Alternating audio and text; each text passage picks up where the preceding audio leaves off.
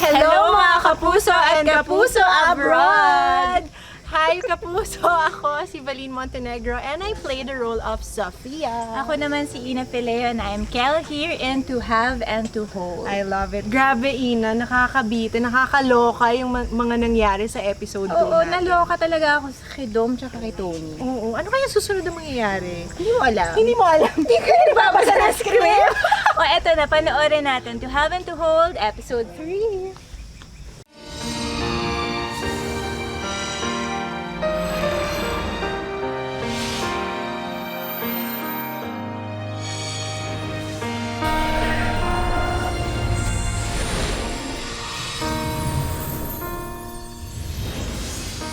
Have you seen the proposal I sent you? We need money for operations, practical and probable expenses. We need roughly 10M. 10M? I don't want to drag Dom into this, Mom. But she's your wife. At ang mag-asawa, nagtutulungan. Ganyan din ba kayo ni Dad? Of course. Wala kami nililihim sa isa't isa. Except for this one, Mom, ha? Hindi po niya pwede malaman na nanghihiram ako ng pera sa inyo. Kailan kami magkakaroon ng apo? Masyadong pa kaming busy sa work. Lalo na ngayon may problema pa si Gavin sa ref. Hindi naman siguro masama kung hands-on ang anak mo sa kanyang negosyo. Si Don hands-on din siya. Pero she makes time for your son. Porque hindi ka na-text, hindi ka na-tawagan, hindi ka na-sundo. Nagwawala ka ng ganyan? Kasi lagi mo akong binabaliwala. Eh, para saan ko ba ginagawa to? Para sa pagiging pamilya natin. Para sa pagiging anak natin. At kailan mangyayari yon? If you were, hindi kita paiyakin ng ganun. I would never take you for granted. Tony, my loves! You're home! I really want to make it up to you. Going to give you the time that you want. Please don't make me wait. I won't. I promise you.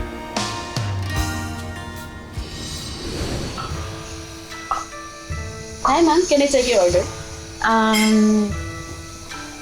Hintayin ko muna ang asawa. Okay.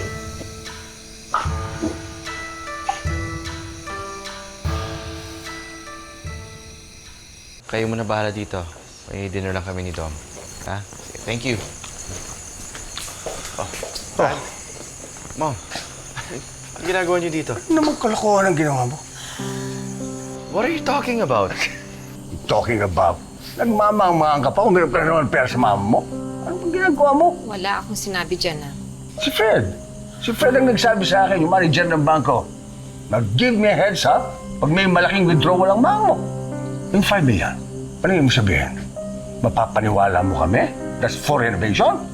Ano bang ginagawa mo? Dad, believe me, good timing itong renovation. And look, we got a bigger space so we can accommodate more customers. We only needed the money for marketing and to cover our losses for 2 months. Yun lang yun.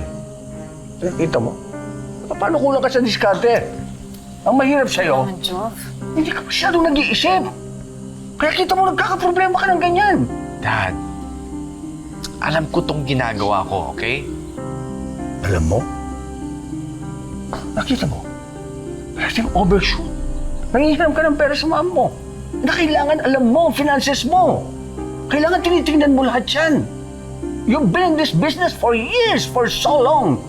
Hanggang ngayon, wala ka pa rin asenso. You're not being fair, ha, Jov? Milyardo kang makialam dito. Grabe naman kayo, Dad. You, of all people, should actually be encouraging me. Pero look at what you're doing, Dad. You're pulling me down. Gavin, I'm just looking at the facts. Ang mali mo, kulang ka sa diskarte. Wow. So ngayon tama po kayo? Of course! Alam mo kung nakinig ka lang sa akin noon, sumunod, nasa top management ka na ngayon. At hindi ito nagpapakabisi ka. Pagkatapos nawawalan ka ng oras sa asawa mo. Naintindihan mo? Don't you go there, Dad. Hindi niyo alam yung pinagdadaanan namin ni Dom. Bakit? May problema ba kayo? Kayo ang problema ko. Tama na. Dad, wala kayong ibang ginawa kundi pagyabang yung galing nyo. Ito nga ako, I'm struggling. I want to show you how I can be successful in this business para lang ipakita sa inyo. I want to prove everything to you. That's Alam mo? enough. Hanggat umuutang ka sa mama mo, believe me, loser ka pa rin. Tama na, okay? Tama na kayong dalawa. Bakit ka ba nagagalit? Eh, pera ko naman to. Malak ko to eh. I can use it the way I want to. Kung gusto kong ipahiram lahat sa anak natin, it's really none of your business.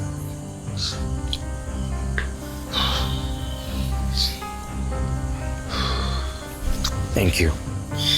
Late na ako sa dinner namin.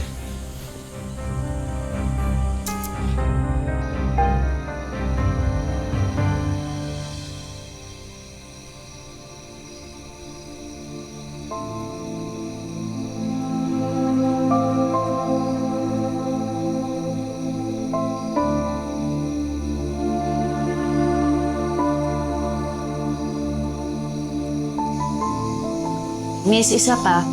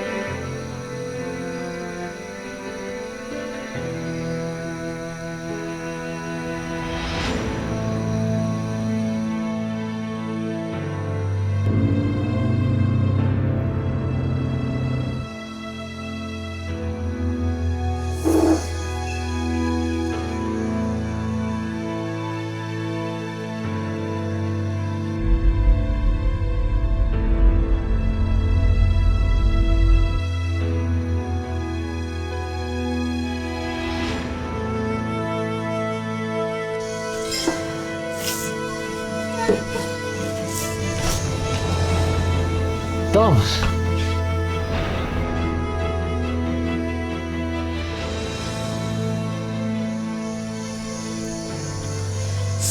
What happened?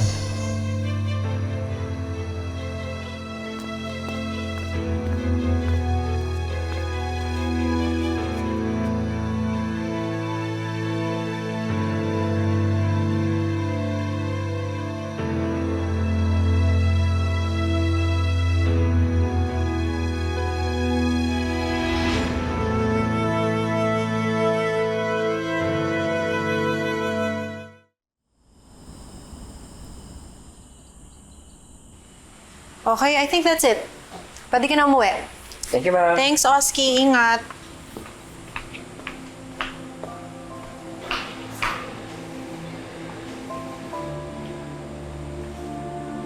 Hey. Need some company?